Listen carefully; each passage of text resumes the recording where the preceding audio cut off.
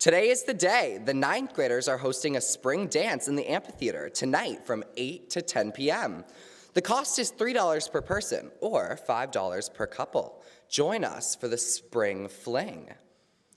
Do you have any questions about healthy relationships, red flags, green flags, concerns about dating violence, conversations about relationships in general, boundaries, self-care, etc.? We are happy to announce that an umbrella advocate will be on campus monthly at Tinker House for anyone who would like to stop in. Their first visit will be May 15th from 9 to 3. This coming Monday is the deadline for any student interested in taking summer geometry or summer pre-calc with the Academy. Both are 5-week online remote learning opportunities running from June 19th to July 21st. The cost is $1,500 with scholarships available for local students. You must email Mr. Kinsella if you would like to be added to the list. Namaste, a reminder that directly after school today, we will be meeting to go over important paperwork in Tinker. See you there. Questions, reach out to Ms. Coate or Mr. Aurelia.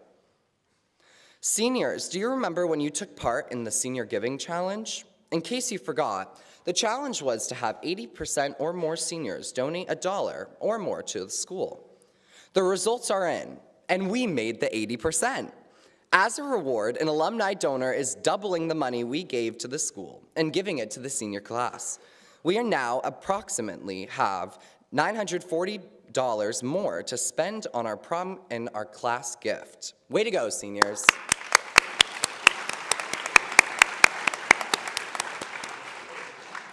Senior Class Council is pleased to announce a new senior privilege. A few lucky seniors will be able to sign out and purchase lunch at the Hilltopper restaurant next week. There are a very limited number of 2- and 4-person tables available on Tuesday and Wednesday. If you are a senior with C Block free and are interested in this opportunity, email Theodora Montague by Monday and let her know who is in your party and which day you would prefer. The first people to contact her with this information will be given the tables. Please do not contact the Hilltopper directly. Boys Volleyball Club is canceled for today due to the Unified Basketball Playoff game today at 3:30. Please come out and support Unified Basketball. We'll get back at it next Friday after Spring Day. As part of her capstone about the value of interacting with animals, Emma Holt has arranged for a therapy dog to be brought on campus during the weeks before exams. The dog will be on Brandview Lawn Monday, May 15th, and Friday, May 19th from 2:30 to 3:30. Come say hi to Ruben and let him help you relax. Please congratulate Aiden Marcotte, who won this year's Graduating Senior Award from the North Country Chorus. Please give Aiden a big round of applause.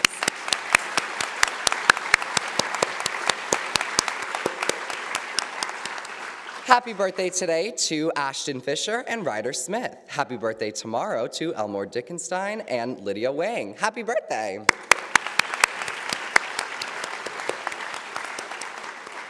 Today for sports, we have Unified Basketball Playoffs versus Belkate.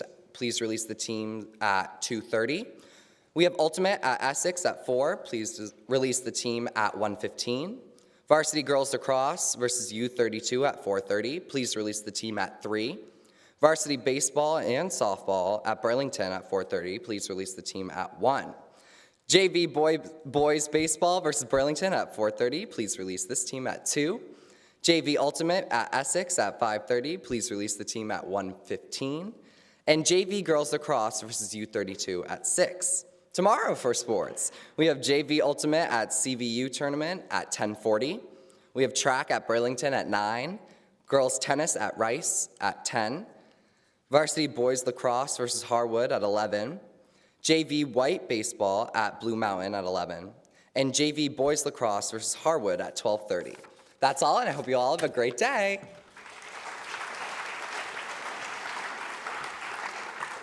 Thank you, Rory. Just a few late announcements. The girls varsity tennis beat Mount Mansfield 4-3. Girls JV softball beat North Country 12-11. Good job, guys. And boys varsity tennis beat Mount Mansfield 7-0. Good job, everybody. That's awesome.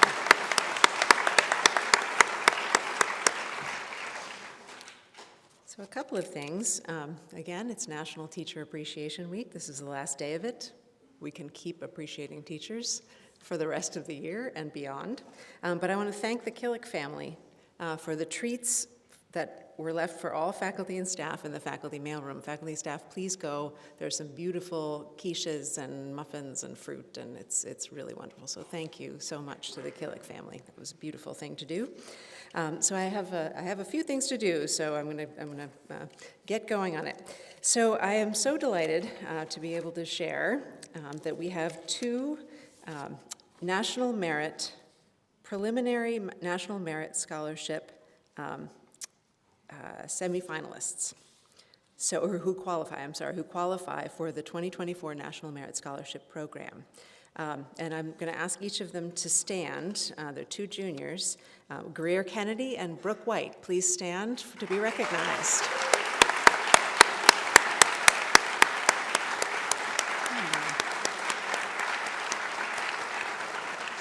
Okay, they must be off competing in something, both of them. So I am delighted to bring to the stage Ms. McGarvin, who has been the one responsible for so many of the Human Services service drives this year with her students. So please welcome Ms. McGarvin.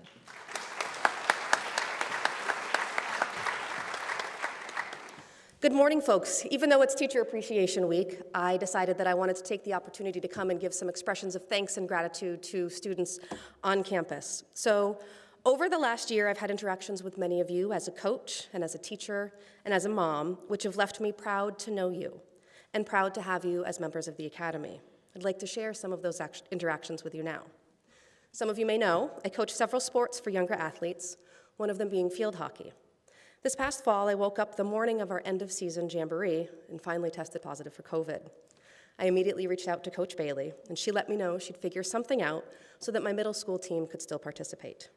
I showed up masked, dropped off gear and supplies, and was enthusiastically greeted by members of the Academy field hockey team, who told me they would actually be coaching the middle school girls in my place.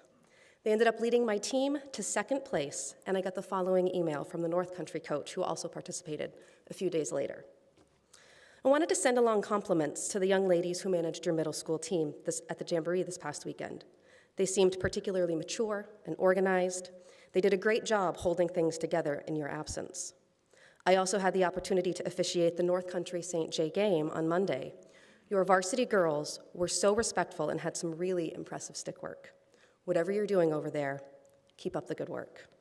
So thank you, field hockey players, for being such amazing examples to younger athletes like my daughter, and to athletes and coaches from other schools. You really are like rock stars to them. And here's my thank you as a mom.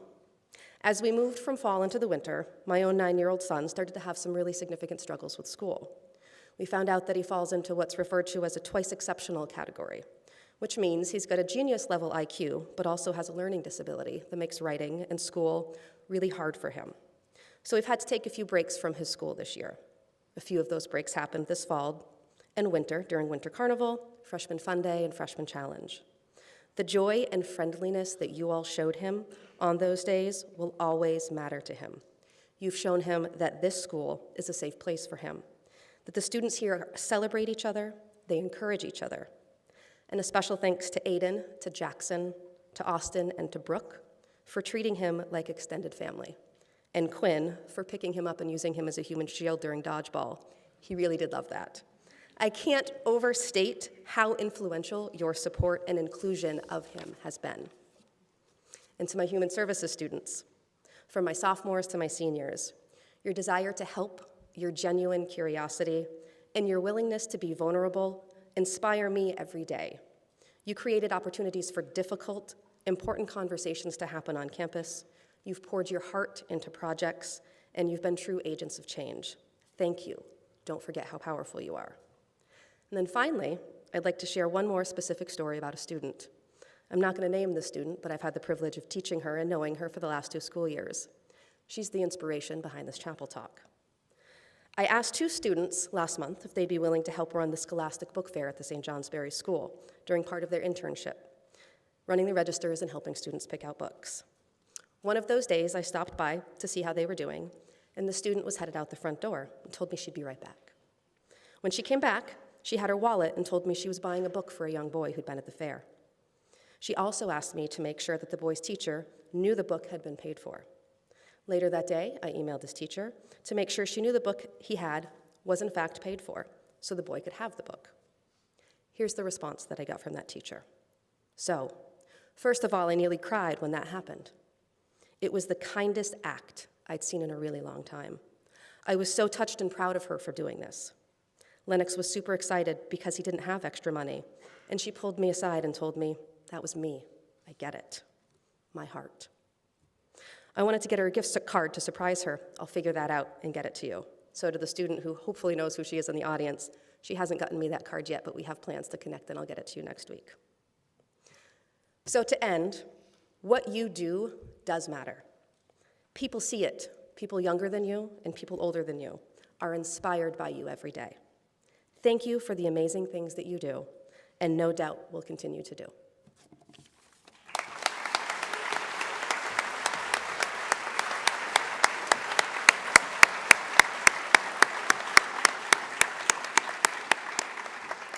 Thank you so much, Ms. McGarvin. And finally, I'd like to bring to the stage someone who's going to introduce himself to you, Mr. Muir.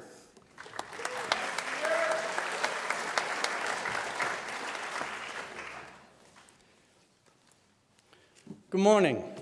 I was asked by, as all members of the community are, and wish to thank Dr. Howell for the opportunity to speak and share some of my story today. I have multifold reason for wanting to speak. First, to say good morning to my Ranger Hall good morning crowd. So, good morning. Another is a nod to the last Spanish class I taught here at St. J. Many of them are graduating this year. Next, last but not least, I would like to acknowledge all of my sixth graders, along with a few fifth graders. Those young children I met when I was subbing at the St. Johnsbury School. All of my sixth graders are now 12th graders, seniors getting ready to spread their wings and fly. To all my sixth grader, it was a joy to watch you grow up into young adults you are now. I want to clap for your success. I wish you all future success. I too want to thank you for the trust you placed in me as your teacher. Also, sixth graders, feel free to share my personal story of early flight if you are so inclined. I give you my permission. For those of you who are wondering, who is this guy? I don't know this guy. I'm not Mr. Lovett. Today we remove the mystery. I am Mr. Muir.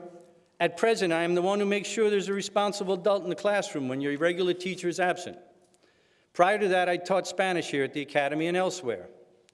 From time to time here at the Academy, I have been accused of having a mordant humor. After I looked up what that meant, I decided to embrace the accusation. I reasoned that it was caused by my experiences, some may say damage, from my first profession. My journey into education was a very circuitous one. Teaching was not my first career choice, and my first career was not foremost in my mind when I was in high school. The term chameleon comes to mind. Shapeshifter, silky, or whatever mythical creature your culture uses to reinvent, reconfigure oneself when situations arise. During high school in New York City, I held down 2 jobs and was a member of the wrestling team. The first job started at 4:30 in the morning. The second job from the end of the first job until school started, and then again that same job at the end of the school day after practice until 9, 10 at night. Many days were more about survival than planning for the future. I started my working life when I was 11, serving pizza in New York City for $3 a shift, about $24 in today's dollars. Why? Because it was necessary to do so. It solved the situation I was in. I had visions of becoming a veterinarian. That did not pan out. Teaching is my second career. Many of you know what my first career was. For those that do not, I was in law enforcement in a large New England city. There came a point in which I realized, as a detective, that what I was seeing on a daily basis was not good for me. So I began my exit strategy, reinventing myself, solving the situation I was in, which led me to teaching. I had a notion, an idea, that I would prevent future police reports by helping students get on the straight and narrow, or buen camino in the Spanish language. It was during my last few years in law enforcement in which I received my degrees in administration of justice, Spanish, and my master's in teaching. My master's in Spanish came much later at Middlebury College. As I once explained to my sixth graders, in my working lifetime from age 11, I had 15 job experiences: pizza store clerk, shoe shine boy at the exit of a subway stop. Mr. Lindsay, we will have to compare best practices along with Mr. Geppetto. Newspaper delivery, fruit store clerk, trail hand wrangler for a dude ranch, janitor, deli clerk, house painter, carpenter, roofer, police officer, detective, court translator, elementary and high school educator, and finally the sub-coordinator here at the Academy, spanning 54 years. The life you want is something you earn. There is no failure in how you arrive at the life you want or how long it takes you to achieve it. It is because it is your life, the life you have earned. You learn your ability to love so you can earn the broken heart. You earn your solitude and learn the ability to enjoy your own company. You earn your choices so you can learn the joy or disappointment in those choices. You earn your longing that will drive you forward to the next challenge you face. And you learn the feel of fear so you can earn the courage to confront that fear. How does one achieve all of this navigating of the journey and confronting of fear to continue to move forward and adapt as necessary in an unforgiving environment? Along my journey, there were many mentors who helped keep me moving forward, both in and out of school. Some you seek out, some you may only observe. Here at the Academy, there are many potential mentors that are more than willing to help you move forward. Reach out to them. Let them teach you how to navigate the challenges you will face, so you can face the fears that you are confronted with the courage that is already in your heart, to solve the situations you find yourself in and navigate what life will certainly bring your way. Durum Pacentia Frango, thank you.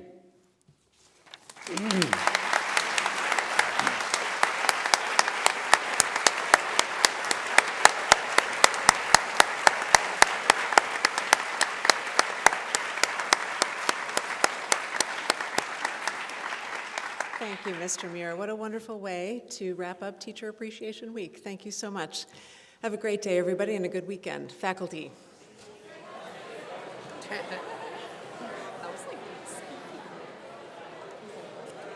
It was